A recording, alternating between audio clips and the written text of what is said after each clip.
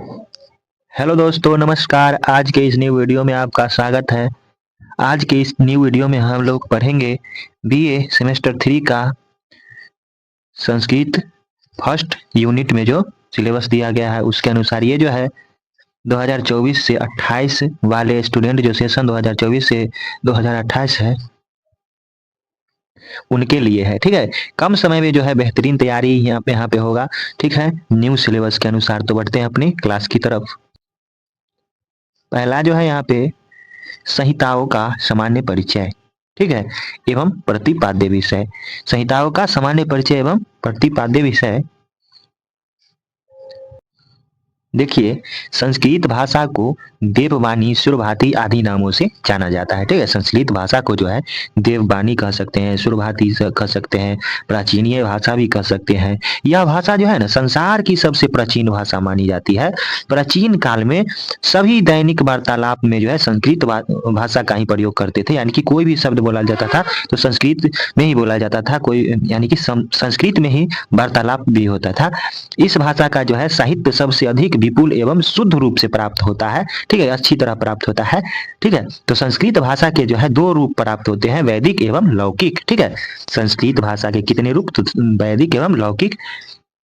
वैदिक संस्कृत भाषा के अंतर्गत जो है चारों वेद आता है, उपनिषद आता है, ग्रंथ यानी कि उपनिषद ग्रंथ, ब्राह्मण ग्रंथ, वेदांग तथा अरण्यक आते हैं। ठीक है, जबकि लौकिक संस्कृत में जो है रामायण, महाभारत, पुराण, महाकाव्य, रूपक, गीति काव्य ये सब आते हैं। संस्कृत भाषा के ज्ञान के बिना हिंदी भाषा का ज्ञान पूर्ण नहीं होता है। यानी कि संस्कृत भाषा जिसको नहीं आएगा वो हिंदी भी नहीं बोल पाएगा। ठीक है, ठीक है। तो संस्कृत भाषा के जो है ज्ञान के बिना हिंदी भाषा भी जो है अपूर्ण ही मानी जाती है। प्राचीन काल में जो है संस्कृत भाषा ही भारत की लोक भाषा थी। ठीक है, और राज्य भाषा भी। कवि कालिदास, बाणदंडी, भारवी, भवभूति, महर्षि वाल्मीकि, महर्षि वेदव्यास इत्यादि कवियों ने संस्कृत भाषा में ही अपने काव्य की रचना की है। इनके द्वारा रचित काव्य, नाटक, महाकाव्य आदि ग्रंथ संस्कृत साहित्य की अमूल्य निधि है।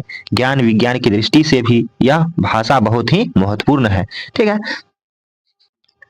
अब देखिए संहिताओं का सामान्य परिचय एवं प्रतिपाद्य विषय।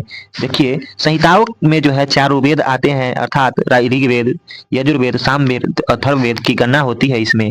वेद शब्द जो है वीर धातु में घैंग परत करने पर निष्पन्न होता है, जिसका अर्थ है ज्ञान। वेद का अर्थ क्या होता है? ज्ञान।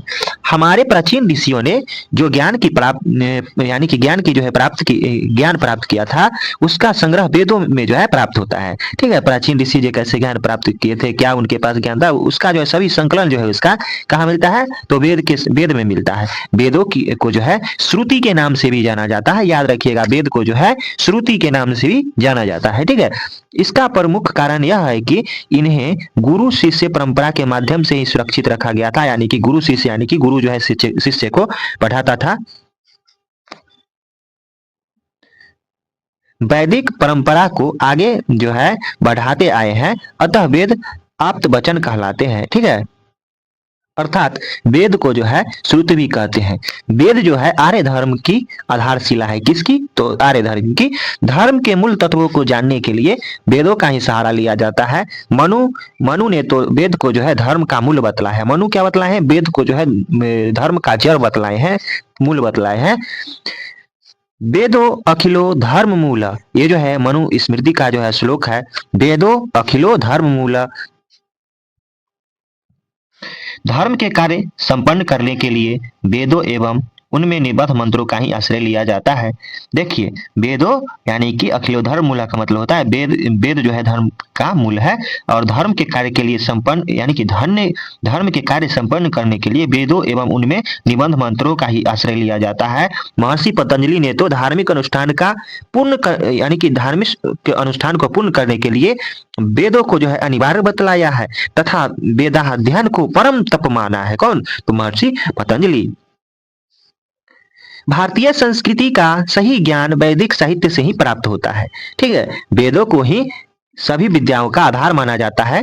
वेदों में जो है दार्शनिक सिद्धांतों, राजनीति, समाजशास्त्र, अध्यात्म, मनोविज्ञान आयुर्वेद, गणित, अर्थशास्त्र, काव्य शास्त्र, काम शास्त्र, नाट्य शास्त्र है, यानी कि नाट्य शास्त्र का भी वर्णन मिलता है। बहुत सारा चीज का जो है जिसका हम मनन भी नहीं कर सकते हैं, उतना सारा चीज जो है हमारे वेद के अंदर मिलता है। प्राचीन भारतीय समाज का वर्णन एवं चित्रण वेदों में किया गया है। इनमें आर्य लोगों की अर्थव्यवस्था का भी विशद चित्रण किया गया है। ठीक है, अब देखिए यहाँ पे ऋग्वेद संहिता, जिसके द्वारा देवताओं की स्तुति की जाती है, वही जो है ऋक अथवा ऋचा स्तुति परक मंत्र कहलाता है।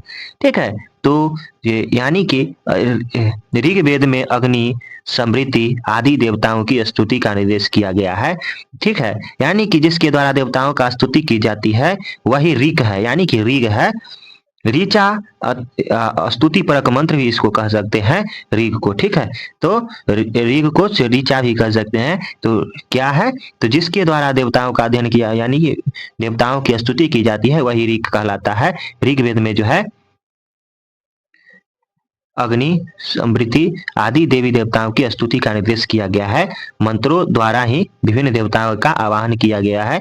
स्तुति परक मंत्रों के संग्रह के कारण इसका नाम ऋग्वेद पड़ा है। क्यों पड़ा है, तो इसमें जो है बहुत सारा मंत्र है देवताओं का, तो स्तुति परक मंत्र के कारण ही इसको जो है ऋग्वेद नाम पड़ा है। संहिता शब्द को संकलन अथवा संग्रहण के नाम से भी इसको जाना जाता है। संहिता शब्द जो है, संहिता मतलब क्या होता है, शब्दों यानी कि शब्द को संकलन अथवा संग्रह के नाम, यानी कि संहिता मतलब शब्द का संकलन, यानी कि ऋग्वेद यानी कि मंत्रों का संग्रह हुआ है यहाँ पे। ठीक है, वेद शब्द को परिभाषित करते हुए आचार्य सायन ने अपने भाष्य में लिखा है कि अपौरुषेयम वाक्यम वेद, अर्थात ये जो है महर्षि दयानंद जी ने वेद को परिभाषित करते हुए लिखा है, जिसके अंतर्गत सभी साहित्य विद्याओं का ज्ञान जो है प्राप्त होता है, वही वेद है। ठीक है, अर्थात आचार्य सायन लिखते हैं कि अपौरुषेयम वाक्यम वेद। ठीक है, और दयानंद जी ने वेद के बारे में क्या लिखा कि जिसके अंतर्गत सभी सत्य विद्याओं का अध्ययन होता है, उसे ही वेद कहते हैं। ज्ञान प्राप्त होता है सत्य विद्याओं का, उसको वेद कहते हैं। और वो जो है आचार्य सायन जो है अपौरुषेयम वाक्यम वेद कह दिए। ठीक है, इतना बड़ा बात बोल दिए। और यहाँ पर जो है विदंती ज्ञानंती विद्यन्ते भवन्ति विद्यन्ते सर्वा सत्य विद्या यत्र वा सवेद, अर्थात जिसके अंतर्गत समस्त सत्य विद्याओं का ज्ञान प्राप्त होता है, उसे वेद कहते हैं। ठीक है, आपस्तंभ ने अपने ग्रंथ यज्ञ परिभाषा में वेद का लक्षण करते हुए लिखा है, प्रत्येक वेद की अलग अलग शाखाएं होती है। ब्राह्मण, अरण्यक, उपनिषद, शिक्षा, प्रतिशिक्षा, कल्पसूत्र आदि पाए जाते हैं। सभी का जो है अलग अलग शाखा होता है। ब्राह्मण होता है, अरण्यक होता है, उपनिषद होता है, शिक्षा होता है, कल्पसूत्र होता है। सभी वेद का, चारों वेद का अलग अलग। ठीक है, अब देखिए ऋग्वेद का विभाजन दो प्रकार से किया गया है। ऋग्वेद का विभाजन कितने प्रकार से, तो दो विभाग से, अष्टक्रम तथा मंडल क्रम। ठीक है, कोई पूछेगा ऋग्वेद का विभाजन दो प्रकार से किया गया है, अष्टक्रम और मंडल क्रम। इनमें से मंडल क्रम की प्रधानता मानी जाती है। मंडल क्रम के अनुसार संपूर्ण ऋग्वेद को जो है 10 मंडलों में विभक्त किया गया है। इस क्रम के अनुसार इसमें 85 अनुवाक, 1028 सूक्त तथा 1058 मंत्र है। और अष्टक क्रम के अनुसार ऋग्वेद में 8 अष्टक है, 64 अध्याय है और 2006 वर्ग तथा 10,580 मंत्र हैं।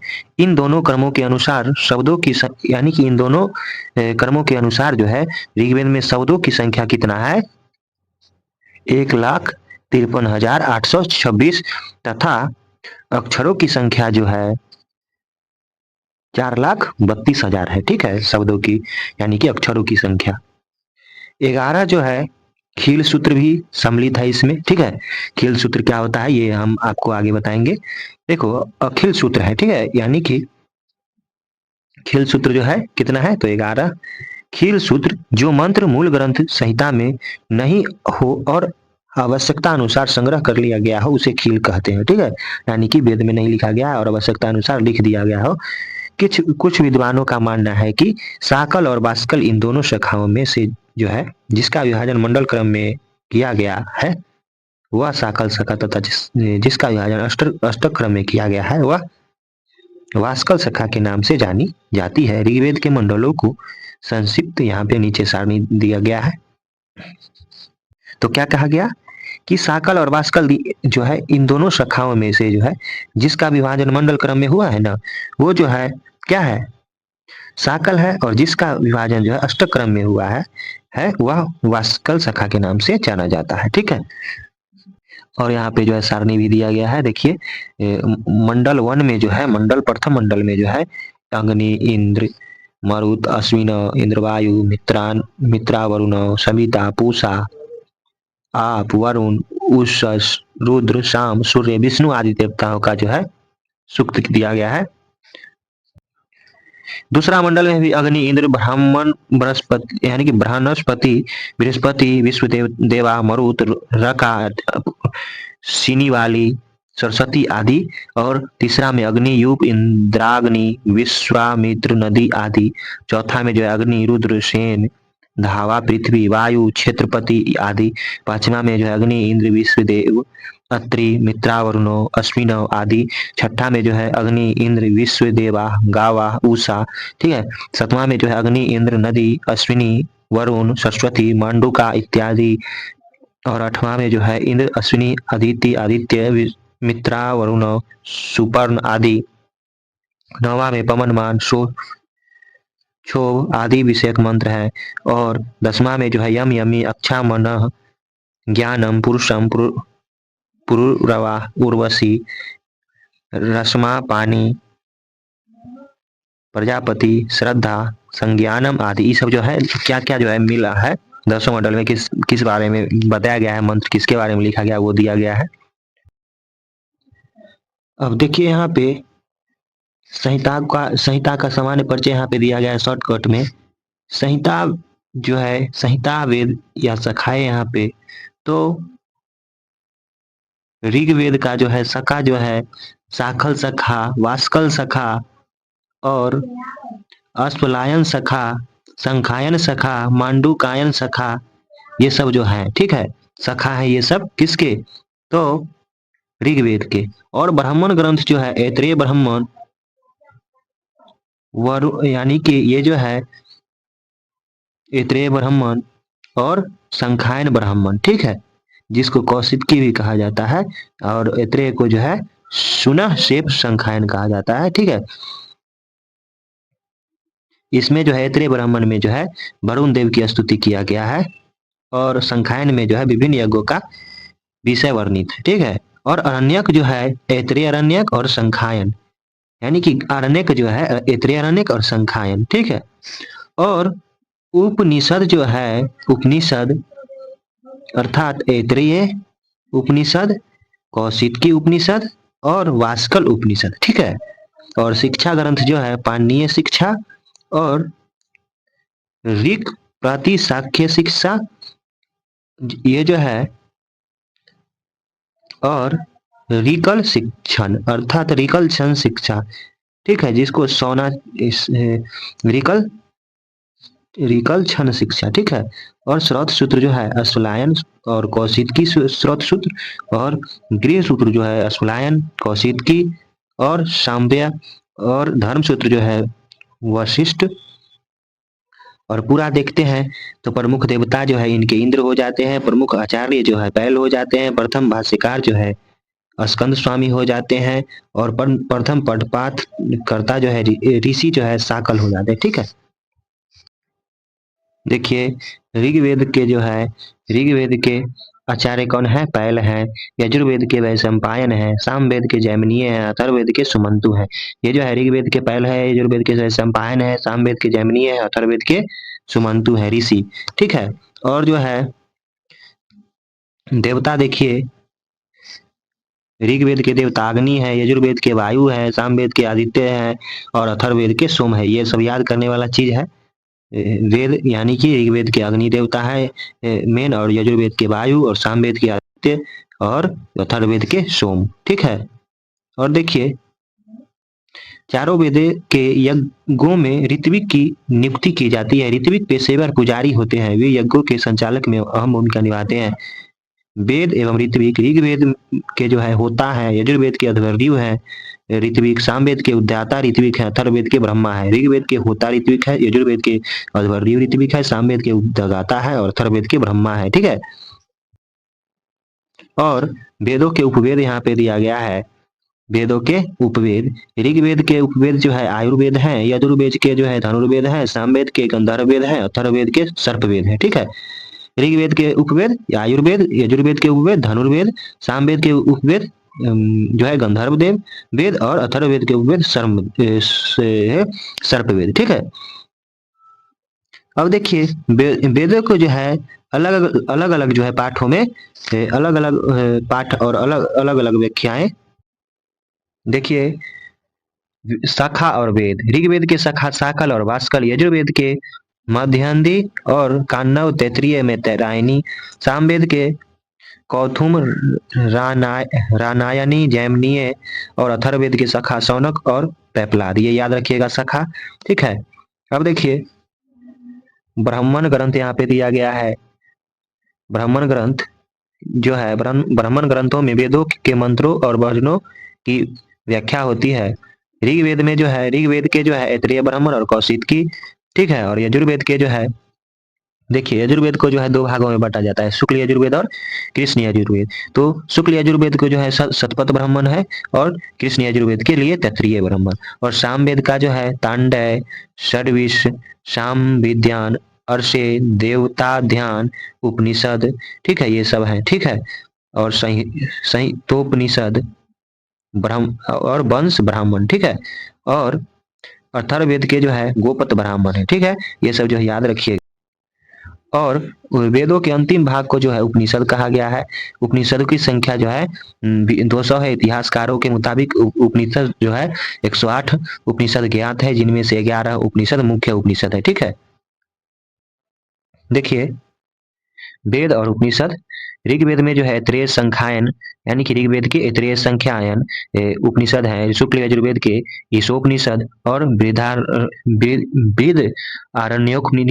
उपनिषद है। और कृष्ण यजुर्वेद के तैतरीय, कठ, श्वेताश्वर, मैत्रायणीय, महानारायण, ये सब उपनिषद है।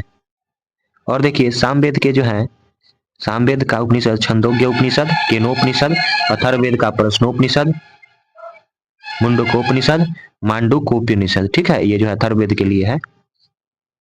शिक्षा ग्रंथ जो है ऋग्वेद के जो है पाणिनीय शिक्षा, स्वरांकुशा शिक्षा, षोडश्लोकी शिक्षा, सैसिरीय शिक्षा, अपिशली शिक्षा, ये सब जो है ऋग्वेद की शिक्षा है। यजुर्वेद का जो है शुक्ल यजुर्वेद का याज्ञवल्क्य शिक्षा, वासिष्ठी शिक्षा, कात्यायनी शिक्षा, पराशरी शिक्षा।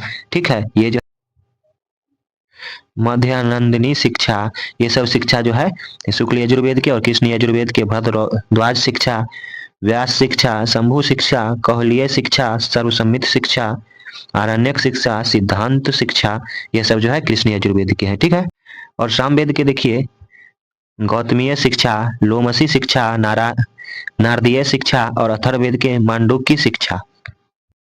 अब देखिए श्रौत सूत्र क्या होता है? तो श्रौत सूत्र वैदिक कर्मकांड का कल्प विधान होता है। ठीक है। श्रौत सूत्र वैदिक कर्मकांडों का कल्प विधान होता है। अब देखिए श्रौत सूत्र ऋग्वेद का जो है संखायन और आश्वलायन श्रौत सूत्र है। और यजुर्वेद में शुक्ल यजुर्वेद का कात्यायन श्रौत सूत्र है और कृष्ण यजुर्वेद का जो है वैधायन, वाद, हुलमानक, भरद्वाज, आपस्तंभ, काठक, वैसंख्यान, वैखानस, सत्यासाढ़, वाराह स्रोत सूत्र, ये सब है कृष्ण यजुर्वेद के। सामवेद के जो है आरसीय स्रोत सूत्र है, कल्प या मशक स्रोत सूत्र है, लटाया यानी कि लाटयायन स्रोत सूत्र है, द्राहायन स्रोत सूत्र है, जैमिनीय स्रोत सूत्र है। ठीक है। सामवेद के और अथर्ववेद के जो है बैतान स्रोत सूत्र है। अब देखिए, गृह सूत्र घरेलू अनुष्ठानों से जुड़े संस्कृत ग्रंथों का समूह गृह सूत्र होता है। गृह सूत्र में विवाह, जन्म, उत्सव, नामकरण, आवश्यकता जैसे संस्कारों यानी कि संस्कारों का जो है वर्णन होता है। गृह सूत्र ऋग्वेद का जो है गृह सूत्र, अश्वलायन गृह सूत्र, संख्यायन गृह सूत्र, कौशिकी गृह सूत्र और सामवेद है। और यजुर्वेद में जो है कृष्ण शुक्ल यजुर्वेद का भास्कर गृह सूत्र, कृष्ण यजुर्वेद का बौधायन गृह सूत्र, मानव गृह सूत्र यानी कि मानव गृह सूत्र, भरद्वाज गृह सूत्र, आपस्तंभ गृह सूत्र, काठक गृह सूत्र। ये जो है कृष्ण यजुर्वेद का है, और शुक्ल यजुर्वेद का केवल एक ही है, भास्कर गृह सूत्र। और कृष्ण यजुर्वेद का ये सब काठक गृह सूत्र, अग्नि वैश्य गृह सूत्र, ठीक है। और हिरण्यकेशी गृह सूत्र, वाराह गृह सूत्र, वैशाखन गृह सूत्र, ये सब जो है कृष्ण यजुर्वेद के हैं। और सामवेद का जो है गोभिल गृह सूत्र, खादिर गृह सूत्र, द्राहायन गृह सूत्र, जैमिनीय गृह सूत्र, कौथुम गृह सूत्र। और अथर्ववेद का जो है कौशिक गृह सूत्र। ये सब जो है गृह सूत्र है। अब देखिए, वेद से जुड़े धर्म सूत्रों में सामाजिक जीवन के नियमों का विस्तार से वर्णन होता है, उसे धर्म सूत्र कहते हैं, ठीक है। यानी कि सामाजिक जीवन में जो है नियम होता है, उसका जो है धर्म सूत्र में जो है विस्तार होता है।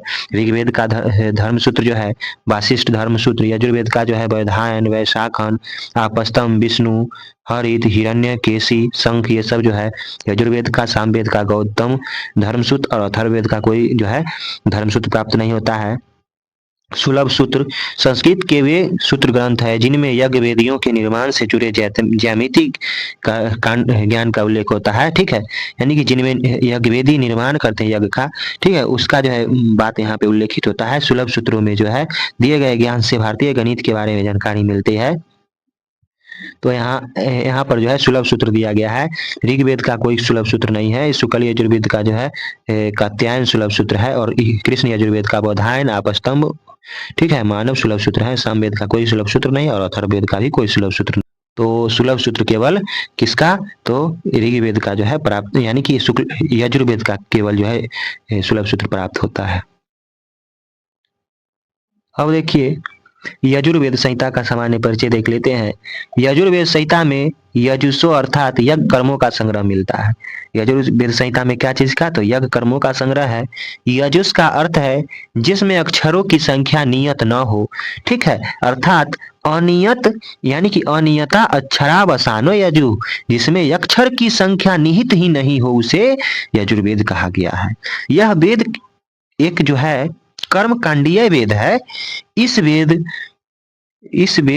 जो है ऋत्विक, इसका जो है इस वेद का जो है ऋत्विक अध्वर्यु कहलाता है। ऋत्विक क्या कहलाता है, यजुर्वेद का अध्वर्यु कहलाता है। यह यज्ञ का संपादक होता है।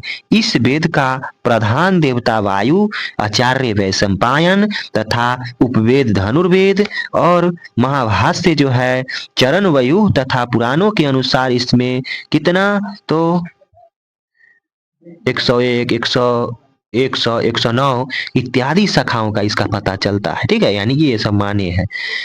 यह वेद शुक्ल तथा कृष्ण के भेद में से जो है दो भाग में बटा है यजुर्वेद। कृष्ण यजुर्वेद और शुक्ल यजुर्वेद दो भागों में इसके अनुसार बटा हुआ है, ठीक है। इस वेद की संख्याएं उपलब्ध इस प्रकार हैं। शुक्ल यजुर्वेद के शाखा जो है क्या है, तो माध्यान्ह दिन, यानी कि माध्यान्ह दिन अर्थात वाजस्नेयी, कान्य, और कृष्ण यजुर्वेद की तैतरीय, मैत्रायणी, कठ, कपिस्टल, ठीक है। देखिए, और ये जो है माध्यान्ह दिन जो है, ये जो है सखा वाजस्नेयी शाखा में जो है 40 अध्याय हैं। वाजस्नेयी शाखा में 40 अध्याय हैं। 303 अनुवाक तथा तृतीयक अध्याय में अग्निहोत्र तथा चातुर्मास्य मंत्रों का संकलन है, ठीक है। चतुर्थ से जो है अष्टम अध्याय तक जो है सोम योग का वर्णन मिलता है। नवम यानी कि सोम योग, ठीक है, नवम एवं दसम अध्याय में राजसयु एवं वाजपेयी यज्ञ का जो है वर्णन मिलता है, ठीक है। 11वें 18वें अध्याय तक जो है अग्नि चयन अर्थात यज्ञ वेदी निर्माण विधि का वर्णन किया गया है। अध्याय 19 एवं 20 में जो है सत्रामणि का वर्णन है। आगे के अध्याय 25 तक जो है अश्वमेध यज्ञ का वर्णन है। अध्याय 26 से 29 तक जो है खिल मंत्रों की विवेचना है। पुरुष मेध यज्ञ का वर्णन अध्याय 30 में किया गया है। ठीक है, इसमें 40 अध्याय है। ठीक है, और 303 अनुवाक है, और क्या क्या किस अध्याय में दिया गया है यहाँ पे बतला दिए हैं, याद कीजिएगा इसको। इस संहिता के अंतिम 40वें अध्याय में ईशावास्योपनिषद का विषय वर्णित है। ईशावास्योपनिषद ही एक ऐसा उपनिषद है जो संहिता का भाग है। ठीक है, अब देखिए, वेद में अनुवाक मंडलों को विभाजित करने वाले वर्ग होते हैं। ऋग्वेद संहिता में जो है 10,552 मंत्र हैं। ठीक है, जिन्हें 10 मंडलों में बांटा गया है। हर मंडल को कई अनुवाकों में बांटा गया है। हर अनुवाक में कई सूक्त होते हैं और हर सूक्त में कई पद होते हैं। पदों को ऋग कहते हैं। ठीक है, ये जो है बताया गया है, लेकिन हम पढ़ रहे हैं यजुर्वेद। और दूसरा जो सखा मिलता है इसका कांडव सखा, इस सखा में भी 40 अध्याय है जो 2086 मंत्रों से निबद्ध है। इसमें भी अध्यायों एवं मंत्रों का विभाजन भी वाजस्नेयी संहिता के समान ही है। इनमें अनंतर इतना है कि वाजस्नेयी सखा का प्रचार उत्तर भारत में अधिक है, जबकि कांडव सखा का प्रचार महाराष्ट्र में है। अब देखिए तैत्तिरीय उपनिषद, यह कृष्ण यजुर्वेद की प्रमुख शाखा है जो 7 कांडों, 44 प्रपाठकों तथा 631 अनुवाकों में निबद्ध है। इस शाखा के ब्राह्मण, अरण्यक आदि ग्रंथ भी उपलब्ध हैं। अतः यह एक पूर्ण संहिता है। इसमें भी शुक्ल यजुर्वेद के समान यज्ञानुष्ठान आदि वर्णित है। इस शाखा का प्रचार प्रसार महाराष्ट्र, आंध्र प्रदेश, दक्षिण भारत में अधिक है। ठीक है, तो इसमें जो है तैत्तिरीय में कितने अध्याय हैं? तो 44 प्रपाठक है और 7 कांड है। ठीक है, और 631 अनुवाक है। ठीक है, और ये जो है इस शाखा के ब्राह्मण अरण्यक ग्रंथ भी उपलब्ध है। ठीक है, और आगे देखिए मैत्रानीय शाखा। मैत्रानीय शाखा में 4 कांड, 54 प्रपाठक तथा 2144 मंत्र हैं। इन मंत्रों में से जो है 107 यानी कि 1701 मंत्र ऋग्वेद के विभिन्न मंडलों से लिए गए हैं। मैत्रेयी शाखा में जो है 1701 मंत्र जो है ऋग्वेद से लिया गया है। ठीक है, इसमें जो है 54 प्रपाठक है, 4 कांड है। और कठ शाखा में जो है इस शाखा को काठक संहिता के नाम से भी जाना जाता है। इसमें 843 अनुवाक तथा 40 जो है क्या है, तो 40 स्थानक हैं। ठीक है, इसमें जो है मंत्र की संख्या कितना है, तो 3091 है। इसमें शुक्ल यजुर्वेद के यज्ञादि यानी कि यज्ञादि का वर्णन किया गया है। ठीक है, और अगला जो है कपिस्टल शाखा है। कपिस्टल शाखा, इस शाखा में 6 अष्टक तथा 48 अध्याय हैं। यह शाखा पूर्ण रूप में प्राप्त नहीं होती है, यानी कि पूर्ण रूप से अभी प्राप्त नहीं है। ठीक है, इस शाखा को डॉक्टर रघुवीर जी ने सन 1932 में लाहौर से प्रकाशित किया था। इस पर ऋग्वेद का विशेष प्रभाव दिखलाई देता है। देखिए शॉर्टकट में यहाँ पे एक बार देख लेते हैं। यजुर्वेद का जो है शाखा यहाँ पे दिया गया है। ठीक है, इसका जो है 2 भाग में बांटा गया है। ठीक है, इसमें जो है यज्ञ आदि कर्म मिलता है। ये 2 भाग में मध्यायनी और कांडव शाखा मिलता है शुक्ल यजुर्वेद का। और तैत्तिरीय में जो है कृष्ण यजुर्वेद का जो है तैत्तिरीय, मैत्रायनीय, कठ और कपिस्टल मिलता है। ठीक है, फिर इसके जो है क्या, तो ब्राह्मण जो है शुक्ल यजुर्वेद के शतपथ ब्राह्मण, और इसमें जो है कृष्ण यजुर्वेद में जो है तैत्तिरीय ब्राह्मण मिलता है। फिर अरण्यक जो है बृहदारण्यक और कृष्ण शुक्ल यजुर्वेद के बृहदारण्यक और कृष्ण यजुर्वेद के तैत्तिरीय ब्राह्मण अरण्यक यानी कि ब्राह्मण और मैत्रेय ब्राह्मण।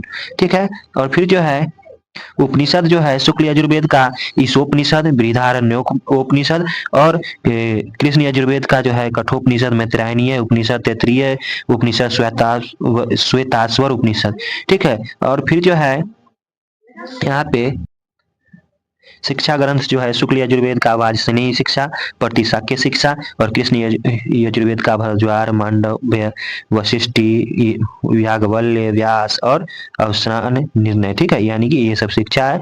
और शुक्ल यजुर्वेद का जो है यहाँ पे धर्म सूत्र, गृह सूत्र के बारे में बतलाया गया है। तो ये सब हम पहले बतला चुके हैं, उसको याद ही कर लीजिएगा। देखिए यहाँ पे आगे सामवेद संहिता, तीसरा जो है सामवेद संहिता है। साम शब्द का अर्थ है गान अर्थात देवताओं को संपन्न करने वाला। साम का अर्थ ही होता है गाना। इसमें संगीत की प्रधानता है। ऋग्वेद के मंत्र जब विशेष गान पद्धति से गाए जाते हैं तब उनको समान कहा यानी कि सामन कहा जाता है अर्थात साम कहा जाता है। ठीक है, अर्थात गाना गाना के रूप में कोई भी मंत्र गाते हैं तो अच्छा लगता है। साम के बिना कोई चीज जो है नहीं हो सकता है। ठीक है, अतः पूर्व मीमांस में गान को जो है साम कहा गया है। गीतिसु समाख्याम। ठीक है, जिन मंत्रों को साम अपना आधार बनाते हैं उन्हें साम योनि कहा जाता है। अर्थात जिस मंत्र को गान के अनुसार गाया जाता है उसको साम योनि कहा जाता है, आधार मानता है, आधार बनाते हैं जिस मंत्र को साम के द्वारा उसको जो है साम योनि कहा जाएगा। सामवेद का प्रमुख विषय उपासना होता है। इस वेद में जो है प्रमुख रूप से सोम योग से संबंधित मंत्रों का संकलन है। इस वेद का ऋत्विक जो है उद्गाता होता है। उद्गाता, इसका ऋत्विक क्या होगा? उद्गाता, जो यज्ञ के समय मंत्रों का सस्वर गान करता है कराता है। इस वेद में जो है सोम, सोमरस, सोमपान, सोम याग आदि का विशेष महत्व है, अतः इसे सोम प्रधान वेद भी कहा जाता है। सामवेद का विभाजन प्राचीन दृष्टि से सामवेद को दो संहिताओं में विभाजित किया गया है। ठीक है, सामवेद का विभाजन प्राचीन दृष्टि से जो सामवेद का विभाजन जो है प्राचीन दृष्टि से सामवेद को जो है दो संहिताओं में विभाजित किया गया है, आर्चिक संहिता और गान संहिता। तो आर्चिक संहिता में जो है इसमें जो है ऋग्वेद के मंत्रों को जो है संगत यानी कि संगीतबद्ध तरीके से गाया जाता था। आर्चिक शब्द का अर्थ है ऋचा का समूह या संकलन। ठीक है, यानी कि दो भाग में बांटे सामवेद को, आर्चिक संहिता और गान संहिता। आर्चिक संहिता में जो है मंत्र को जो है संगीतबद्ध गाते थे और गान संहिता में आर्चिक शब्द का अर्थ ऋक समूह है। ठीक है, और आर्चिक संहिता के भी दो भेद किए गए हैं। ठीक है, आर्चिक संहिता के भी दो भेद किए गए, फिर पूर्व आर्चिक और उत्तर आर्चिक। इसके अतिरिक्त जो है गान भी चार प्रकार के होते हैं। ठीक है, ग्राम या गय गान, आरण्य गय गान, ऊह गान और उद्यम गान। ठीक है, ये जो है गान चार प्रकार के होते हैं। देखिए इस वेद का जो है प्रमुख देवता सूर्य है। ठीक है, प्रमुख आचार्य जैमिनीय है। ठीक है, इसमें वेद त्रयों के नाम से भी जाना जाता है, इसे जो है वेद त्रयी के नाम से जाना जाता है। महाभाष्यकार आचार्य पतंजलि ने इसको जो है 1000 शाखाएं, इसका जो है 1000 शाखाएं मान्य है। जैमिनीय गृह सूत्र में 13 शाखाओं का उल्लेख मिलता है। जैमिनीय कलवकार, सात्विग्रह, रानायनी, दुर्वासा, भागुरी, गौरिंडी, गौरगुल जी, औपमन्यव, कारकी यानी कि कारडी, सावर्णी, गाग्रय, वासगर्णय और देवेंतय। ठीक है, परंतु इस समय मात्र 3 ही शाखा उपलब्ध है, यानी कि कौथुमीय, रानायनीय, जैमिनीय। ठीक है, ये 3 शाखा जो है अभी उपलब्ध है। इसमें से रानायनी शाखा दक्षिण प्रांत में, कौथुमीय शाखा विंध्याचल से संपूर्ण उत्तर भारत में प्रचलित है, जबकि जैमिनीय शाखा केरल प्रदेश में प्रसिद्ध है। कौथुमीय शाखा का क्षेत्र विस्तृत है। ठीक है, यह शाखा लगभग संपूर्ण भारत में ही प्रचलित है। कौथुमीय तथा रानायनी दोनों शाखाओं के ग्रंथ यानी कि गान ग्रंथों में कुछ भिन्नता देखने को मिलती है। रानायनीय शाखा में मंत्रों की गणना इस प्रकार है: प्रपाठक, अर्थ प्रपाठक, दस्ती मंत्र। ठीक है, और कौमुदीय शाखा में मंत्रों की गणना इस प्रकार है: अध्याय, खंड और मंत्र में। ठीक है, आगे देखिए कौमुद शाखा दो भागों में विभाजित है, पूर्वार्चिक और उत्तरार्चिक। पूर्वार्चिक में 650 मंत्र तथा 6 प्रपाठक है। पूर्वार्चिक में अग्नि इंद्र से संबंध मंत्र है, जबकि उत्तरार्चिक में जो है प्रत्येक मंत्र की लय तान को याद करने का वर्णन मिलता है। ठीक है, और 1225 मंत्र तथा 9 प्रपाठक है। इस प्रकार दोनों भागों में कुल मिलाकर 1875 मंत्र है। इसमें 1504 मंत्र ऋग्वेद से लिए गए हैं। ठीक है, ये सब छोटी छोटी बात हम लोग याद रखेंगे। ठीक है, इस सोम प्रधान वेद में के जो है पूर्वार्चिक में 4 कांड है: अग्नि, इंद्रिय, पावमान, आरण्य। संविकारों की संख्या 6 है: विकार, विश्लेषण, विकर्षण, अभ्यास, विराम, स्तोम। ठीक है, इसमें साम साम गानों की संख्या 5 है। प्रस्ताव, उद्गीत, प्रतिहार, उपद्रव, निधन। इस वेद का प्रतिमाह जो है यानी कि प्रतिहार्थ उद्गाता माना जाता है। ठीक है, आगे देखिए प्रस्तावना। इसका गान जो है प्रस्तोता द्वारा किया जाता है।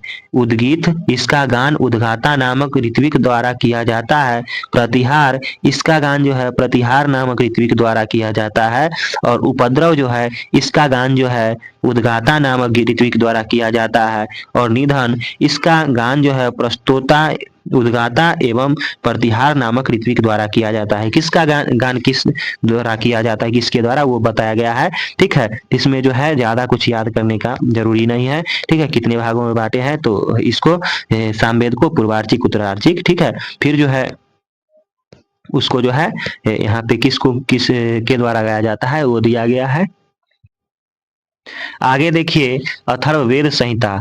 अथर्ववेद संहिता जो है अंगिरा वंशीय अथवा ऋषि द्वारा दृष्ट होने के कारण इस वेद को अथर्ववेद संहिता कहा गया है। कौन? तो अंगिरा वंशीय अथवा ऋषि द्वारा दृष्ट होने के कारण इसको अथर्ववेद संहिता किया गया है, अर्थात अथर्ववेद के नाम से जाना जाता है। अथर्ववेद का अर्थ है, अथर्वन का अर्थ होता है गीतहीन या स्थिरता से युक्त। इस वेद के ऋत्विक को ब्रह्मा के नाम से जाना जाता है, जो चारों वेदों का ज्ञाता होता है। इस वेद का प्रमुख देवता सोम तथा आचार्य सुमंतु है। ठीक है, आचार्य कौन है? सुमंतु। महाभास्कर पतंजलि ने इसकी 9 शाखाएं मानी है। पिपलाद, शौनक, मौद, तौद, जाजल, जदल, ब्रह्मवेद, देवदर्श, चारण, वैद्य। देखिए अथर्ववेद की शाखाओं का उल्लेख कर्ताओं द्वारा उल्लेख किया गया है। पतंजलि जो है 9 माने हैं, चरणव्यूह जो है 9 माने हैं, ये सब जो है सायन जो है 9 माने हैं। देखिए अथर्ववेद में 20 कांड, 24 प्रपाठक, 111 अनुवाक, 730 सूक्त, 6000 मंत्र हैं।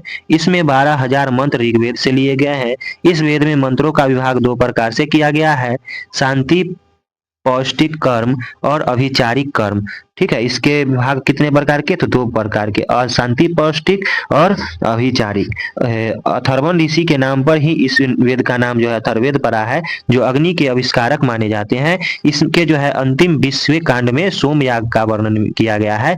ऋग्वेद आदि तीनों का विषय स्वर्ग लोक की प्राप्ति है, जबकि अथर्ववेद की विषय वस्तु ऐहिक है। इस जीवन को सुखमय बनाने के लिए जिन साधनों की आवश्यकता होती है उनका वर्णन जो है इस वेद में किया गया है। इसमें धर्म, अर्थ, काम, मोक्ष इन सभी का वर्णन प्राप्त होता है। सामाजिक, राजनीतिक, आर्थिक, धार्मिक तथा वैज्ञानिक दृष्टि से भी यह वेद ज्ञान विज्ञान का भंडार है। इसमें सदाचार एवं मौलिक उपदेशों का समन्वय भी है। इस वेद को जो है वैदिक मानवय का शिरोमणि कहा जाता है। इस वेद की इस विषय सामग्री को प्रमुख रूप से 8 भागों में विभाजित करते हैं। यहाँ पर जो है अथर्ववेद का जो है महत्वपूर्ण सूक्त दिया गया है। पृथ्वी सूक्त, काल सूक्त, वात्य सूक्त, ब्रह्म विद्या सूक्त, कौशिकी सूक्त और वैसज्य कर्म सूक्त, पौष्टिक सूत्र और प्रकीर्ण सूक्त, ब्रह्मचर्य सूक्त, विवाह सूक्त, मौविद्या सूक्त, रोहित सूक्त और आयुष्कर्म सूक्त, आरोग्य मंत्र और शांति सूक्त। ठीक है, तो क्या पढ़ रहे थे हम लोग? इस वेद की विषय सामग्री को 8 भागों में बांटा गया है।